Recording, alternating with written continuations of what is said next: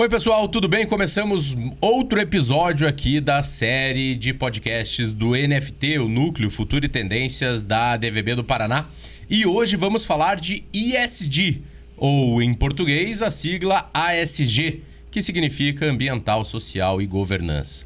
E com muita honra e muito orgulho eu tenho dois convidados de peso para a gente debater um pouco sobre essas questões. O primeiro é o Paulo Cruz Filho, especialista em impacto social, liderança integral, espiritualidade e business e também expansão da consciência humana e dos negócios. Ele é PhD em gestão estratégica de empresas sociais e cofundador da WeFlow.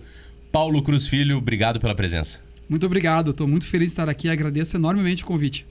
E também conosco aqui o Rafael Bonfim, que é professor da Conquer Business School, conselheiro sênior do Conselho Paranaense de Cidadania Empresarial pela FIEP, meu colega, membro do NFT, o Núcleo Futuro e Tendências, e também consultor em estratégias de diversidade e inclusão, e também tem passagens por grandes empresas aqui de Curitiba. Rafa, obrigado pela presença.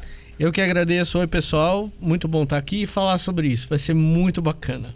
Sem dúvida nenhuma. E assim, pra gente contextualizar, hoje tenho certeza que muita gente sabe o que significa a sigla, mas professor Paulo Cruz Filho, conta pra gente como surgiu, porque assim, falar de ambiental, social e governança não é novo. Isso as empresas já fazem há muitos e muitos anos. Como é que surgiu essa sigla agora recentemente? Perfeito, essa é uma excelente pergunta, né? E tentando resumir um pouco da história, na verdade, toda essa questão relacionada ao ESG, então só para a gente já tirar o band-aid, né? ESG, para quem está começando a conhecer o termo agora, significa os fatores ambientais, sociais e de governança de uma empresa. Ou seja, a gente está indo um pouco além da questão econômica. Então é como se o valor de uma empresa fosse mais do que o impacto econômico que ela tem. Ela tem outros impactos no ambiente, nas pessoas que ela se envolve, na comunidade. Então a gente começar a identificar, valorizar e verificar esses elementos, como além dos fatores econômicos.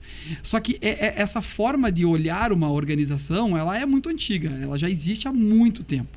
O ESG não é novo, né? O que ele traz, da forma que ele está construído, é um pouquinho mais novo. Mas já existe há muito tempo, desde as épocas de filantropia, enfim, a gente pode voltar muito na história. Mas para a gente acelerar um pouco o tempo, muitos já devem ter conhecido os termos como responsabilidade social corporativa, sustentabilidade, né? E cada termo desse traz um aspecto específico, mas também eles participam de um mesmo, vamos dizer, o mesmo conjunto, né? E o ESG também é como se fosse uma outra vertente desse conjunto de movimentos que olham para esses aspectos que vão além do econômico. Só que aconteceu, ele surge no ambiente de investimento, ele surge no ambiente econômico mesmo, de fundos de investimento, uma provocação da época do representante principal da ONU e feito a bancos de investimento mesmo. E o que aconteceu foi que esse termo ele estava desde 2004 lá sendo usado no mercado financeiro, mas não era de muita utilização vasta como está sendo hoje. Isso começou a crescer, porque esse termo ESG vindo do mercado financeiro, com o crescimento econômico e principalmente com o crescimento dessa preocupação de impacto que movimentos começaram a olhar, ele ganha uma abordagem muito forte, até porque grande parte do dinheiro, da migração do dinheiro vem para esse campo, principalmente porque os filhos dos grandes empresários de grandes fortunas começam a tomar conta dessas fortunas, então eles também têm essa preocupação mais consciente. Então, vários fatores explicam essa convergência, e aí, com a pandemia, esse termo veio com tudo. E aí ele acaba hoje sendo um sinônimo ou até um substituto do termo de sustentabilidade empresarial. Acaba virando o ESG, tanto que hoje todo mundo pergunta, como que eu trago, como é que eu invisto, como é que eu faço ESG na minha organização. Então, em super resumo, foi mais ou menos essa história de por que ele surge, por que ele tem tanta força. Aproveitando, Rafael, tem relação também com o comportamento do consumidor, uma vez que hoje a gente vê as pessoas buscando propósitos nas empresas onde trabalham, ou pelo menos de que produtos e serviços elas consomem?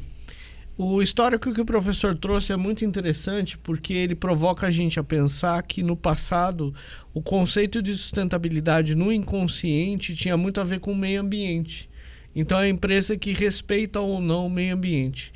E no momento da escolha da compra, isso já estava fazendo diferença.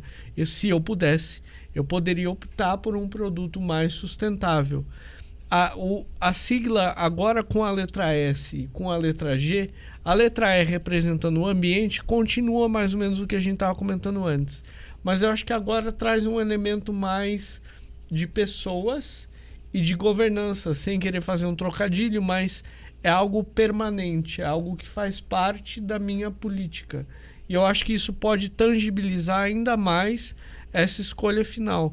É uma empresa que respeita o meio ambiente, respeita as pessoas e tem isso como política, certo, professor? Com certeza. E tem uma questão bem interessante em relação ao ESG, porque assim, se você perguntar, tá, qual é a diferença que ele traz, né?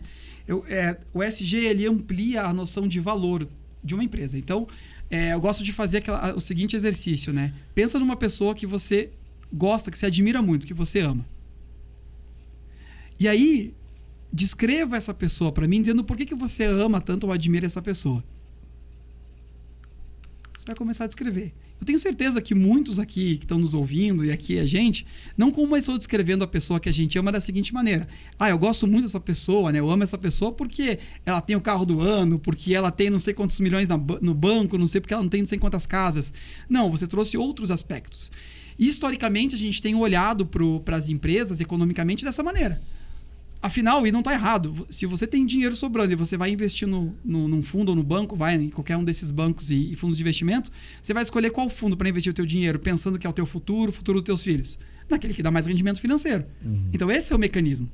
Só que o que está acontecendo hoje é que acontece uma expansão da noção de valor de uma empresa. Ou seja, a empresa não é só o econômico. Ele é importantíssimo e ele nunca pode ser tirado da fórmula, porque essa é a nossa economia. Então esse é o primeiro ponto. O ESG trabalha com importância do dinheiro? Com certeza. Tem que ser lucrativo? 100%. Tem que crescer cada vez mais em dinheiro? Com certeza.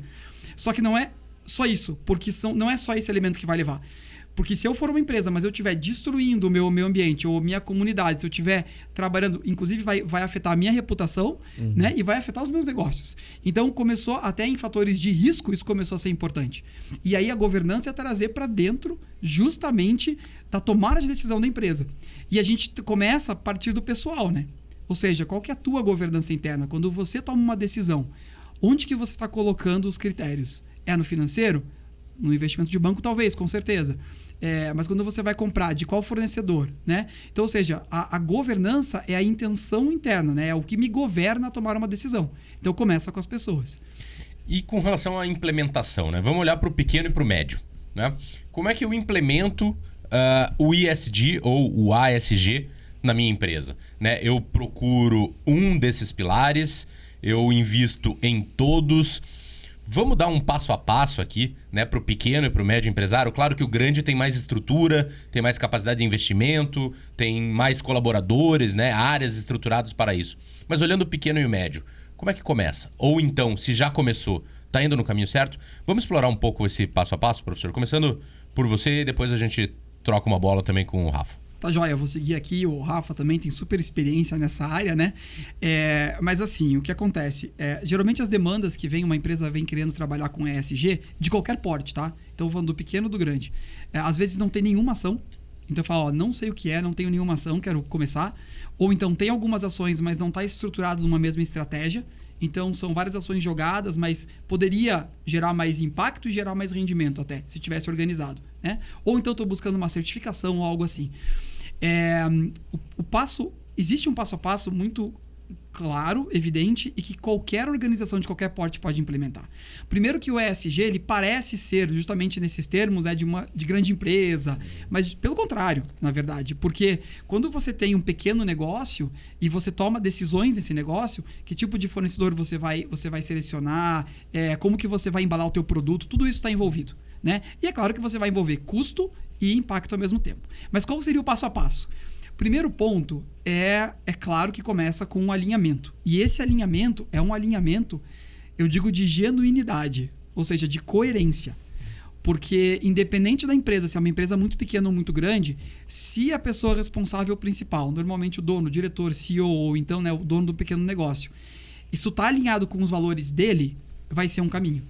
Se não tiver alinhado e na verdade vem uma pressão por colocar esse elemento dentro da empresa, é outro caminho. Então, o primeiro ponto que eu falei, começa com as pessoas, é isso. Com qual intencionalidade estamos conversando e começando? Tá? Hoje o foco é, eu preciso responder a um investidor que está me obrigando, um membro do conselho. Ok, então a gente já sabe para onde a gente está indo. Ou então, não, eu acredito nisso, eu quero fazer essa empresa mais sustentável. É outro caminho. Então, o primeiro passo é esse alinhamento. Sem ele, todo o resto depois acaba ficando torto, porque volta para esse alinhamento inicial. O segundo passo é diagnóstico. Ou seja, como eu estou? O que eu já faço? Porque muitas vezes as empresas já fazem. E mesmo o pequeno empresário, ele já faz. Mas só que não está organizado nesse mesmo guarda-chuva.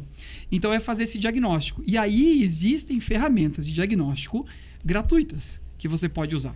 Né? Eu vou citar duas aqui, porque são realmente gratuitas e eu acho espetaculares.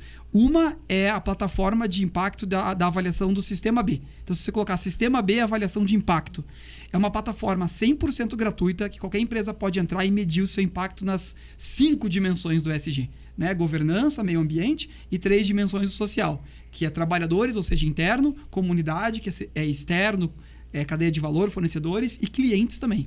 Né? Então você avalia gratuitamente, sai um relatório para você. É só responder as perguntas. E a outra é uma plataforma irmã, que é para verificar o quanto a empresa contribui para cada um dos 17 objetivos do desenvolvimento sustentável da ONU, que se chama SDG Action Manager. É o nome em inglês, mas se você colocar a plataforma de avaliação de impacto das ODS ONU, você vai achar no Google. Essas duas são gratuitas. Então, qualquer empresa consegue fazer o diagnóstico independente do porte, pequena ou grande. E aí, com isso pronto, para finalizar, a gente vai ter uma boa visão, aí desenha uma estratégia, ou seja, um plano de ação para eu implementar aquilo que faz sentido para a minha empresa, que não é o que é mais barato, que é possível, né? E que está dentro da jornada que a minha empresa está olhando para o seu desenvolvimento, de forma atrelada ao negócio. Então, em resumo, esses 3 primeiros passos ajudam bastante e, novamente, é possível você fazer em qualquer porte e mesmo sozinho, gratuitamente. Que dicas valiosas, né, Rafa? Você que é consultor, inclusive, na área, né, de inclusão e diversidade. As empresas têm método, né, de acordo com o que o professor nos passou, um passo a passo. Tem plataformas gratuitas, ou seja, só não faz quem não quer. E tem uma outra possibilidade que eu acho muito interessante, que é a flexibilidade das suas metas. Vamos tirar aqui da questão alguma coisa que tenha conexão com o board ou com o conselho, algo mais parrudo, pequeno. Você pode, fazendo o diagnóstico que o professor passou, entender qual é o teu cenário e escolher o teu primeiro passo de acordo com as suas possibilidades. E essas possibilidades têm uma flexibilidade enorme. Pode ser desde a tua vontade até a tua capacidade laboral, por exemplo. E uma outra coisa que eu gosto muito é que, inevitavelmente, internamente, que é a minha praia, isso vai provocar um alinhamento e um acordo entre várias áreas. Acho que a implementação de ações ESG nunca vão sair de uma área só. Nunca é só do jurídico, nunca é só do compliance, nunca é só do RH, nunca é só da comunicação. São essas áreas todas sentadas, conversando cada uma na sua capacidade e entendendo como que isso impacta o seu próprio trabalho. Que tudo que o professor falou tem como resultado final um produto para essas áreas. É a maneira como eu vou me posicionar, é a minha comunicação, é a minha política de gestão de pessoas, é como eu vou implantar políticas do ponto de vista de governança e da área jurídica. E essa não pessoalização também é muito legal. É algo que não é porque eu gosto, ou o professor gosta, ou o Felipe gosta. É porque faz parte do modus operandi daquela empresa. Então, independente de quem esteja lá, isso vai acontecer. Que é muito legal. E com relação à cultura, Rafa, cultura interna, né? Nem todo mundo está preparado, tem conhecimento ou até mesmo quer se envolver, né, com essas áreas específicas. Como é que você trabalha a cultura interna da empresa? Aí eu volto na primeira provocação que o professor trouxe em relação ao alinhamento de quem começa. Eu acho muito importante pensar sobre isso, porque inevitavelmente passa pelo seu pessoal. Se você no seu íntimo não acredita nisso, não acha que é importante, não é valor para você, você não vai se sentir provocado a fazer.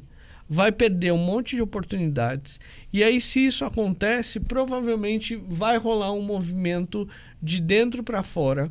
As equipes vão começar a cobrar. Alguém vai falar para você sobre isso. Alguém vai comentar com você isso aí. Aí tem que rolar um alinhamento com você, para você entender que isso precisa fazer parte da tua cultura. E a transformação cultural, eu acho que o primeiro passo tem a ver com diagnóstico e tem a ver com reconhecer qual é meu momento e entender que o meu momento não é ruim, é o meu momento. Eu posso ter um nível de maturidade maior ou menor para questões ESG em termos culturais, mais aderência ou menos aderência. Não tem problema ter menos aderência. O rolê é você entender que é importante e começar um movimento para ir se materializando e ter mais maturidade nessa temática. Aí você pode usar as ferramentas que a gente já imagina, a comunicação interna, treinamento para o pessoal, mas o alinhamento com a alta liderança é indispensável.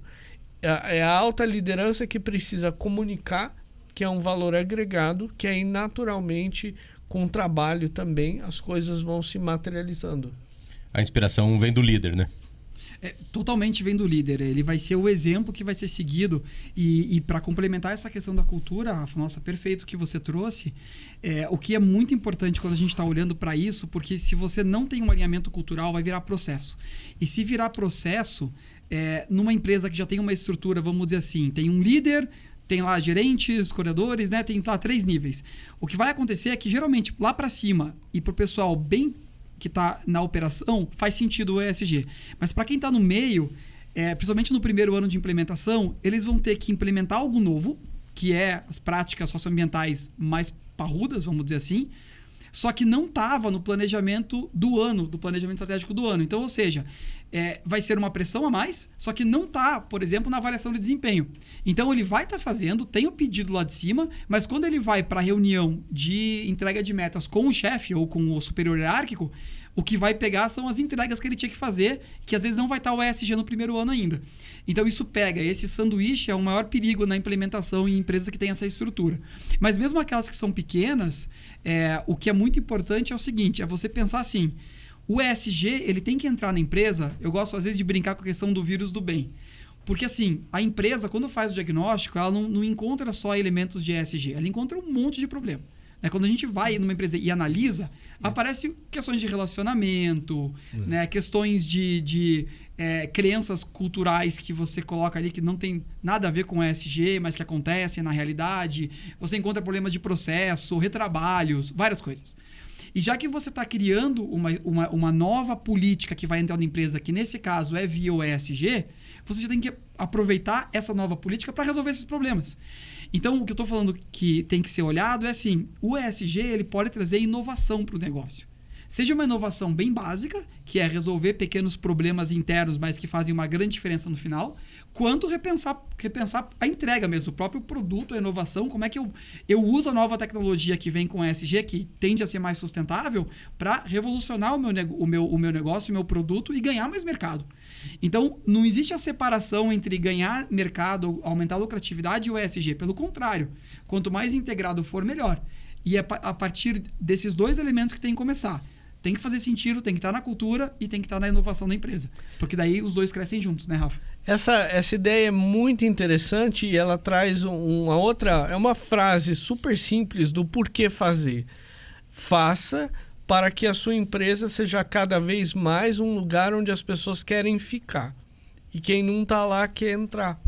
Fatalmente, ao olhar para o pilar de governança e o pilar social, você vai olhar para questões de desenvolvimento de pessoas. Para a cultura da organização é o que faz você querer continuar ali. É algo que às vezes você nem consegue explicar direito. Está na atmosfera do lugar. É uma coisa que não tem a ver com a tua atividade diretamente, não é teu salário, não é com quem você convive, mas é algo que te faz se sentir acolhido. E pensando em tudo isso, a gente tem como subproduto atacar esses desafios. E é legal olhar sobre esse viés também, porque aí você até dá materialidade do porquê que eu estou fazendo, né? Eu posso, inclusive, virar para as equipes e dizer assim, eu estou trabalhando isso para que a gente tenha, por exemplo, uma metodologia de feedback mais justa. Pronto, é material, todo mundo sabe o que é, entende o benefício e fica mais fácil de engajar. É mais simples. Sabe que você me fez lembrar uma roda de conversa com alguns amigos uma vez, e a gente estava conversando sobre trabalho, sobre cultura organizacional, e aí ele falava de um jeito diferente, assim, de um jeito que dava a impressão que ele não gostava do local onde ele trabalhava, mas ele não conseguia expressar isso, né? Era sempre assim, um ponto positivo mais um negativo, e aí levava mais tempo no ponto negativo, aquele olhar ali para o problema, do que para uma solução de fato, enfim. E aí eu perguntei, questionei, né? Eu falei, mas você gosta de trabalhar? Ele parou, pensou e falou, não sei. Eu falei, por quê? Ele, não sei. De novo. Ou seja, uma coisa que não sabe explicar, tá dentro, tá interno ali, mas ele não sabe falar sobre isso, né? Isso é uma coisa que, assim, na cultura organizacional, e aí o ASG vem para ajudar nisso também, que é essa questão do propósito, né? Perfeito. E aí acho que você trouxe um ponto que fica bem legal para trazer aqui o gancho, porque assim, muita gente me pergunta, foi um pouquinho da nossa conversa inicial, Rafa, que era antes de começar o podcast, que era, bom, então tá, você, né, eu coloco ali que um dos temas que é apaixonante para mim é essa integração entre o que a gente chama de espiritualidade, né, com impacto, né, com ESG, com negócios. E basicamente, assim, a forma que eu vejo isso acontecendo de uma forma mais clara é pela abordagem que a gente gosta de trabalhar, que é a abordagem regenerativa. O que é o regenerativo? Ele é de dentro para fora. Tá? Então, como que se a gente olha esse histórico evolutivo que a gente começou falando, né, da onde que o ESG veio, o que a gente percebe? Que as empresas surgiram para satisfazer uma necessidade humana e aí usou o mecanismo do capitalismo para isso. Perfeito, é a economia que nós temos hoje. A gente vive hoje quase até mais do que 100 anos, muitas vezes, porque a gente conseguiu vários produtos incríveis, inovações. Maravilhoso, graças a esse mecanismo econômico. Legal. Qual que é o próximo passo? É o que está acontecendo agora. Ou seja, a gente está integrando outros aspectos que não são econômicos para uma empresa. Como a gente está falando, sociais, ambientais, tudo isso é importante. Porque, eu não sei, acho que muitos aqui podem conhecer aquela figura do triple bottom line. Ou seja, que a gente tem 3 esferas que são juntas, tipo o símbolo dos Jogos Olímpicos. Isso. Pega só 3 esferas. Só 3 delas. Ali, uma encostando na outra, né? Então tem o social, o ambiental e o econômico. E aí você tenta atuar no meio, certo? Para suprir os 3. Só que existe um problema estrutural com essa imagem. Porque é o seguinte, essa imagem coloca as 3 esferas do mesmo tamanho. Só que elas não são, na realidade, do mesmo tamanho. Se você olhar uma hierarquia natural, o que acontece? Porque a economia foi criada para satisfazer as necessidades humanas. Sem pessoas não tem economia, certo? Sim. Natureza e animais não iam fazer economia como a gente fez. Então imagina que a economia é uma bolinha que está dentro de uma bolinha maior, que é o social, que são as pessoas.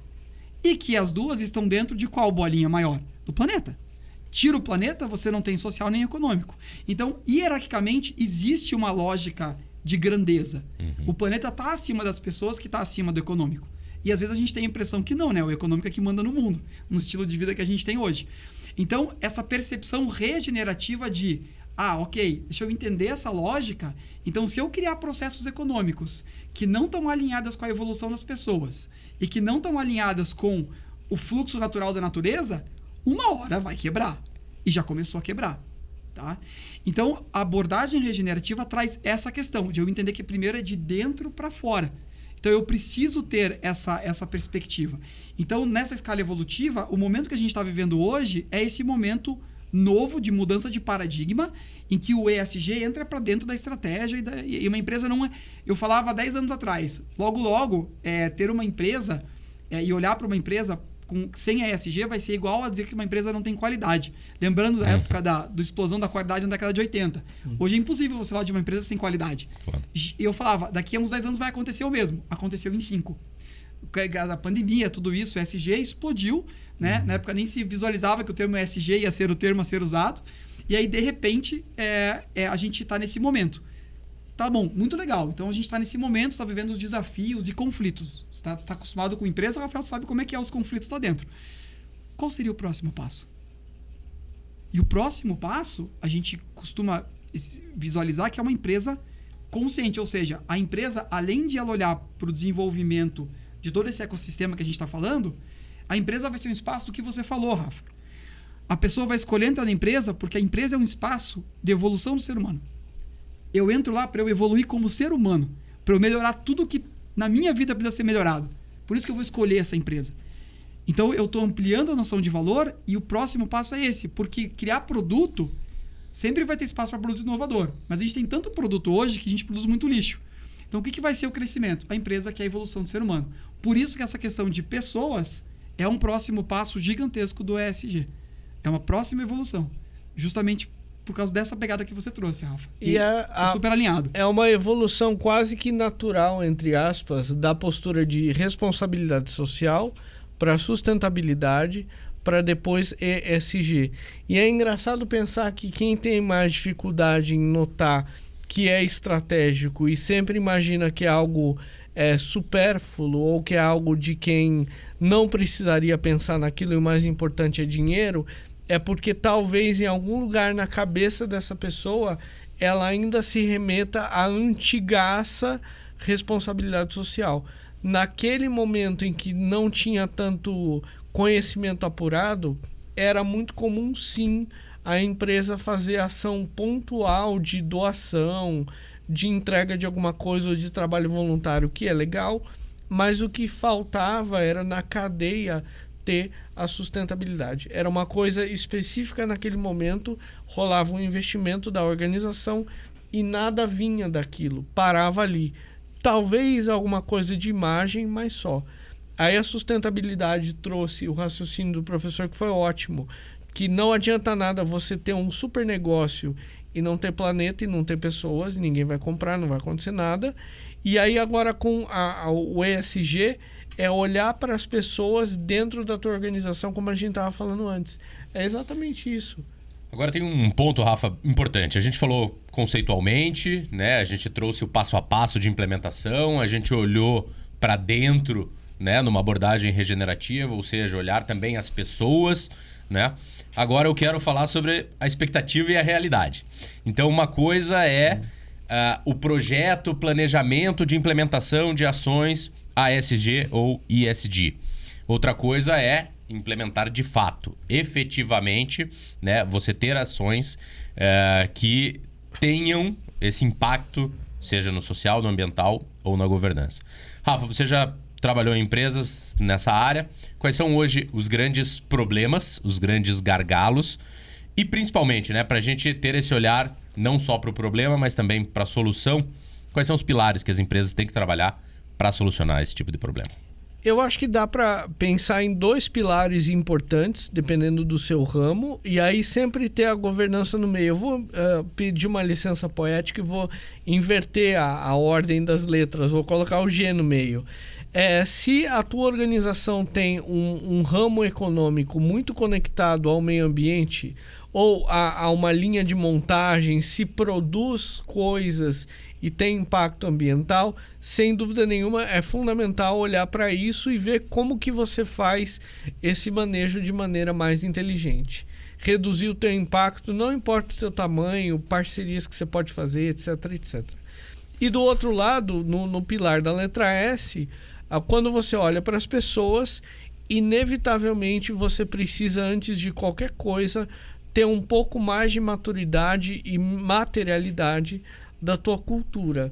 A gente volta nesse elemento quase etéreo, mas é muito importante. É você, por exemplo, olhar para suas dinâmicas de gestão de gente e entender até que ponto você promove, por exemplo, um lugar com segurança psicológica. A empresa onde eu trabalho é um lugar onde as pessoas podem falar sobre as coisas. Eu posso, numa reunião com a minha gestão, comentar o que não está legal para mim e vice-versa, e entender que isso não é pessoal. Quando tem as dinâmicas de feedback, são baseadas em dados e fatos, e as questões pessoais entram, mas entram numa cadeia lógica. Esse elemento que aparentemente é simples, da segurança psicológica para o diálogo, é o pontapé inicial e é uma cadeia para uma série de outras coisas. Se isso não tem maturidade onde você trabalha, as pessoas vão ter medo de conversar ali dentro. Vai ficar uma coisa super... O rádio corredor vai ser muito forte, muito boato, muita coisa que não necessariamente é real e as pessoas fofocam sobre aquilo. Então, eu acho que é um pontapé inicial super importante.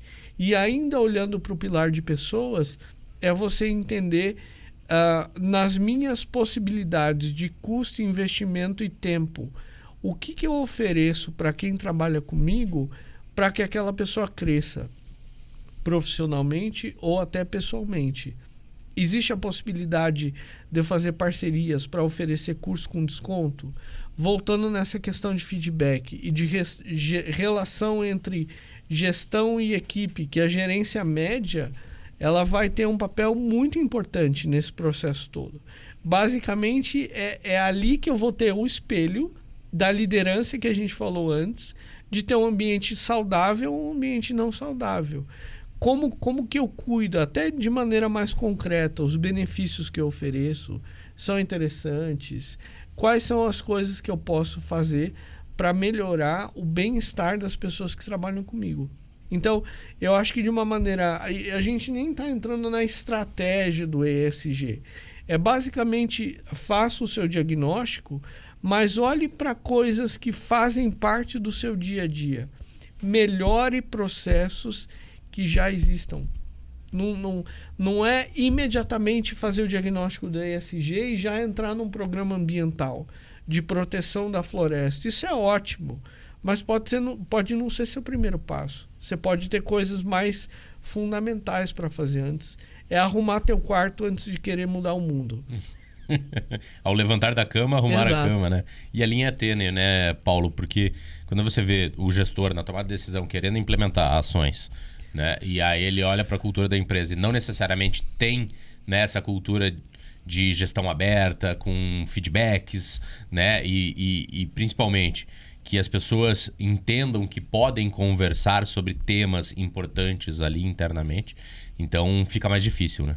Sem dúvida. Eu acho que o Rafa foi muito feliz em tudo que ele trouxe, porque assim, o ESG ele tem o potencial justamente de integrar todas as áreas de uma empresa em prol do desenvolvimento da empresa alinhado com o desenvolvimento do planeta.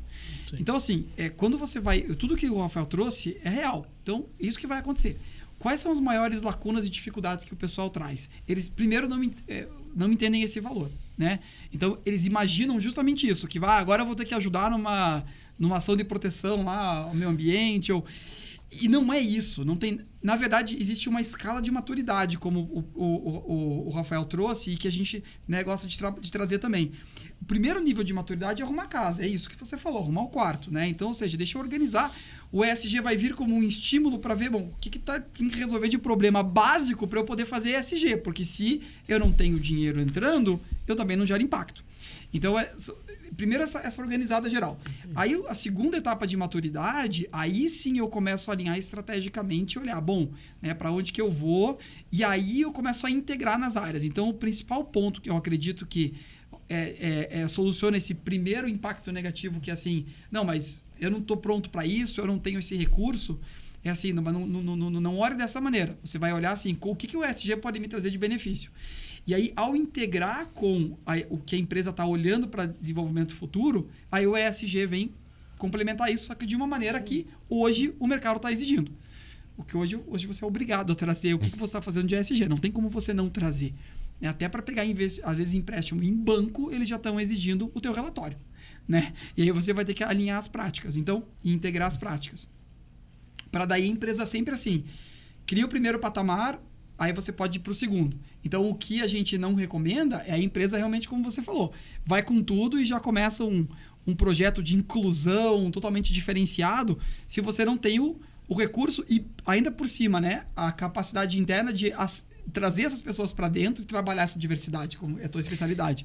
Então, é bem nesse sentido, você tem que ir galgando esses patamares. Porque aí você vai eliminando, já vou te passar a palavra, você vai eliminando os medos que vão ter, não só na cabeça lá do líder, mas dos outros gerentes, né? Porque realmente, quando falar de ESG é muito bonito, mas quando você termina a reunião, e aí você vai pro café, e aí você junta alguns grupos, né, de pessoas, sem criar estereótipos, mas você vai em alguns grupos, aí começa a falar real. Mas não adianta nada, isso, se não sei o quê. Então, assim, esse que é o ponto bom. Quando você ouve isso, você fala, tá aqui o gargalo. Sim. E geralmente é no mindset da organização e como as pessoas pensam. Eu puxei um ar aqui só para... Eu ia fazer um aposto na tua fala, você podia continuar falando de boa. É uma coisa muito engraçada. Se você vai dar uma mordida maior do que a sua capacidade, além de não dar certo, vai criar uma impressão inconsciente errada de que ESG não serve para nada. Tipo, tá vendo? Eu falei que não ia dar certo. E aí a culpa não fica no seu planejamento e no primeiro passo que você quis dar, que é muito grande. A culpa é da ideia da sigla, é do conceito da sigla. E não é isso. É você que não escolheu bem por onde começar. Exatamente. Agora, o professor trouxe um termo que, na verdade, é um produto fundamental, né? E aí a gente está caminhando para o final aqui. É impressionante, né? Quando o papo é bom, o tempo voa. É impressionante. Mas eu queria 3 provocações. A primeira, para ouvir dos dois. E o relatório de sustentabilidade, que às vezes é um fardo, né? É aquela coisa que precisa se debruçar sobre os dados, sobre os números, entender. E aí realmente enxergar diversos problemas, diversos gargalos, porque o relatório tem exigências e aí você não consegue trazer exatamente aquelas ações ou resultados específicos, né, que poderiam ter sido feitos. Vamos falar um pouquinho sobre o relatório, professor? Quais são as dicas? O que você sugere para quem está acompanhando aqui? Claro, sem dúvida. Existem vários níveis de relatórios. Você pode adotar uma postura de você querer um relatório que seja, né, auditado. Você pode pegar um relatório baseado em padrões, como o GRI, por exemplo, que é um relatório com padrões. Só que o nível de complexidade vai aumentando. Aí, assim, se você tem estrutura para isso, ok, porque custa caro você fazer um relatório. A gente está falando hoje, né, de um valor aí de várias dezenas de milhares de reais, porque não tem como. Realmente, até a empresa que está ajudando a fazer tem uma responsabilidade sobre o que está saindo ali. Então, ele está cada vez mais complexo mesmo. Só que, assim, o mais importante de tudo é você ser genuíno e verdadeiro. Então, ou seja, se você não tinha nenhuma ação no passado, o teu relatório pode ser, na verdade, um relatório de nossa política de ESG que estamos implementando agora. Esse é o primeiro relatório. Sim. Porque se eu fizer um relatório com ações, não vai ter muita coisa, né? Ok. Então, publica o que você já tem e publica para o mercado o que você vai fazer. E aí você vai ter um ano para você fazer e comprovar, né? Se você já tem ações, você organiza, por isso o diagnóstico é a estratégia, e aí você coloca no relatório. Você não precisa seguir nenhum padrão por enquanto. Você pode seguir pedaços do padrão, né? Para o primeiro, para o segundo relatório. E aí você vai ficando melhor. Agora, se é uma empresa grande, né, já com estrutura, aí com certeza, pega um padrão e você executa, né? Mas, de novo, vai ter o custo disso. Então, é possível começar sem nenhum tipo de padrão, mas sendo muito genuíno. Falando, olha, eu acredito, a gente colocou na estratégia, mas estamos nesse momento. E uma outra coisa bacana que eu queria até continuar te ouvindo a falar sobre isso. Relatório de sustentabilidade dá um baita de um trabalho, demora para fazer. E normalmente, dependendo do teu tamanho, ele fica um catatal muito interessante. E aí, em algum momento, alguém vai virar e pensar assim, pô, ninguém vai ler. Qual que é o valor? Então tá, imaginando que as pessoas não leiam o relatório, qual que é o valor agregado de um relatório? Por que é legal fazer? O que acontece? Quando a gente vai construir um relatório, a primeira coisa que você tem que perguntar é, para quê? Eu estou construindo um relatório para quê e para quem? Né? Aí você vai perguntando, você descobre que tem um membro do conselho que pediu, ou o banco que está pedindo. Legal, então coloca isso, deixa claro que é por isso, né? Vê se faz sentido para você e começa a construir um relatório. Tá?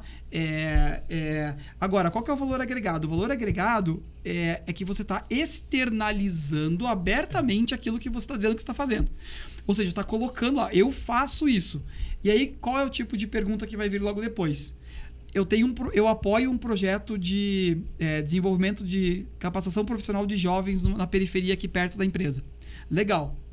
Então, publiquei lá, formamos 100, 200 jovens. Legal. Aí vem a pergunta, mas quantos que estão no mercado de trabalho? Não sei. É isso aí. Aí você começa, peraí, tem mais um passo aí agora para eu garantir que está gerando impacto. E tá tudo bem. O primeiro relatório conseguiu ver isso, mas agora vá atrás do teu parceiro e descubra, né? Então, ou seja, ele vai te empurrando para possibilidades. E tem uma outra questão que eu acho que é um valor agregado enorme. Daí não só para a empresa, mas vamos dizer assim, para a economia como um todo. ESG e impacto não se faz sozinho. Você nunca vai melhorar a qualidade de vida de uma população de uma região sozinho. Nenhuma empresa vai fazer isso. Então, ele abre possibilidades para fazer. A gente sabe o que a gente faz, agora deixa eu ler o relatório do outro, até dos concorrentes, e falar, cara, esses meus concorrentes na área de construção civil também estão fazendo esse tipo de ação. A gente está gastando aqui, sei lá, 100 mil cada um para realizar uma ação separada. Se a gente juntasse, imagina se a gente tivesse um orçamento de 500 mil com 5 empresas para fazer impacto. O que isso seria? Potencializa o resultado. Potencializa o impacto e todo mundo pode usar isso no seu relatório. Ou seja, no final das contas, vai ser bom para todo mundo. Então você começa a entrar numa seara que quebra um pouco do paradigma tradicional do mercado e falar, impacto se faz junto. E o relatório ajuda a entender. E aí, por exemplo, se você vai vender para um cliente e ele tem um relatório de sustentabilidade, você lê o relatório, você chega nele e você fala, olha, então aqui meu produto com esse preço tal, está alinhado com a tua estratégia e mais ainda, a tua ação de impacto que você tem, a gente também tem. Então você vai pela cadeia de valor poder se conectar comigo e mostrar o teu impacto ainda maior, porque você escolheu um fornecedor que está alinhado com essas políticas e que é o que o teu investidor está pedindo. Entendeu? Então, ou seja, o valor agregado não é só para a empresa, mas é para a comunidade como um todo. Então, a própria criação de um relatório ESG já é uma prática de ESG, porque é maior do que você mesmo. E faz parte também da divulgação disso, né? E agregar valor também na marca, né? Obviamente. Aos olhos da sociedade. Quero fazer a segunda provocação, então, agora começar pelo Rafael. Rafa, com relação ao ESG ou ASG para os próximos 5 ou 10 anos, quais são as tendências na área?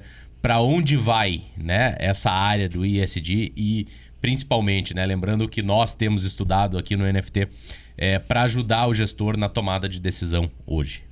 Uma das coisas mais legais que eu percebo como tendência é continuar a ter algo tão interessante fazendo parte das dinâmicas das equipes. Eu acho que é um primeiro benefício muito legal que tende a se consolidar cada vez mais. No passado, a área de sustentabilidade era mais restrita. Eram algumas áreas dentro da organização que olhavam para isso e várias outras nem tinham ideia que isso acontecia. Como agora a letra S olha para as pessoas de dentro daquela organização, eu acho que é uma democratização interessante que vai ter cada vez mais força. E aí, provavelmente, conforme os anos forem passando, coisas que a gente não consegue nem prever ainda, eu acho que novos modelos de relatório vão acabar surgindo, o que é ótimo, porque pode também impactar no tipo de ação que eu posso entregar. Então, coisas que a gente previu hoje, a gente falou hoje, de entregáveis legais, podem não existir daqui a um tempo e podem estar completamente remodelados também daqui a 5 anos. Independente do que aconteça com a área, eu ainda acho que ela vai ser um grande valor agregado e eu acho que ela vai ter cada vez mais impacto na escolha do consumidor final. Inclusive, olhando para a letra S, que é algo que eu acho muito interessante do ponto de vista de diversidade, por exemplo. Até esse momento, por enquanto, não tem muito impacto a diversidade e inclusão versus decisão de compra. Mas com o ESG, pode ser que isso mude. E aí, Paulo, 5, 10 anos, o que a gente espera? Então, assim, essa pergunta é muito boa, porque o que está acontecendo hoje, nos níveis mais avançados de ESG, já parece o futuro para quem não está envolvido. Então, o que acontece hoje? Né? Várias práticas já foram criadas, integração com estratégia. Tudo que a gente falou, na verdade, assim, já acontece em organizações que já estão atuando dessa maneira, mas é uma minoria, tá? A grande questão aqui é assim, o que se hoje começa a se exigir, principalmente na Europa, que tem legislações cada vez mais fortes nessa questão de ESG. Legislações obrigatórias mesmo. Se você exportar para lá, provavelmente a partir logo você vai ter que comprovar essas ações. A empresa tem que ter um objetivo aspiracional, ou seja, qual é o impacto efetivo que ela quer causar no mundo. Ela tem que dizer, bom, eu vou reduzir tantos por cento da fome do mundo. Tem que ter uma meta bem específica e você tem que escolher 1 ou 2 temas que você realmente vai causar uma transformação efetiva para poder ser accountable depois, para poder prestar contas. Isso parece uma tendência, mas já está acontecendo. Só que é muito novo para várias organizações, principalmente nos países do sul, que a gente chama aqui. Só que o que acontece se a gente for tentar ir a partir desse ponto para frente, A gente até falou um pouquinho sobre isso. Qual que é a tendência? A tendência é que o ESG ele vai se tornar cada vez mais genuíno e não vai mais ser ESG, como você comentou. O que vai acontecer no futuro é que a gente vai estar olhando para essa integração de tecnologia, inteligência artificial, porque hoje você já tem solução pronta para muita coisa, quase tudo, né? Então, tudo isso vai estar migrado, vai ter integrado. E qual que vai ser o tema que vai estar puxando? Né? A gente vai fazer um podcast do quê daqui a 5, 10 anos, né? Eu acredito que o que a gente está vendo, olhando até a escala evolutiva da consciência humana, está muito atrelado a essa questão de resolver os problemas complexos do mundo, né? Então, resolver realmente grandes problemas como poluição dos mares, etc., com modelos de negócio, tá? Olhando para a evolução das pessoas que estão ali dentro. Então, acaba voltando para aquele ponto que a gente falou. A empresa, além de integrar algo novo, ela vai trazer um espaço onde seres humanos com tais dificuldades e problemas ali vão se regenerar. E eu digo isso depois de tentar estudar todas as tendências. E quando você olha vários modelos de análise de futuro e de para onde, né, a sociedade está evoluindo, a gente tende a olhar para isso. Então esse é um tema até para um próximo podcast. Com certeza. E daqui a 5 anos a gente vai fazer outro. Pra gente rever esse, olhar pra trás e falar, acertamos. Ou de repente erramos, né? Porque é o futuro, né? Pra gente fechar agora, eu gosto sempre de compartilhar conhecimento. Somos todos professores, né? Aqui nós 3, e temos essa missão de vida, inclusive. Paulo, queria começar contigo. O que você está consumindo? O que você lê nessa área? Né? Quem são os grandes influencers, palestrantes, speakers? Pode ser LinkedIn. Deixa uma dica aqui de conteúdo para as pessoas que estão acompanhando na área de ESG. Legal. Eu gosto de cruzamento entre áreas, né? Interdisciplinariedade, né? Então, hoje a gente tem muito conhecimento justamente nos podcasts, porque às vezes aquele profissional que você queria contratar ou você queria até consultar e você não tem recurso para isso, cacife para isso, ele está ali no podcast entregando tudo que ele tem hoje, né? Então tem muito conteúdo bom. Eu vou passar, na verdade, onde encontrar esses recursos, porque a gente faz uma curadoria disso, né? Então, no próprio site da WeFlow, que é o WeFlow, em inglês, nós fluímos, né, gente?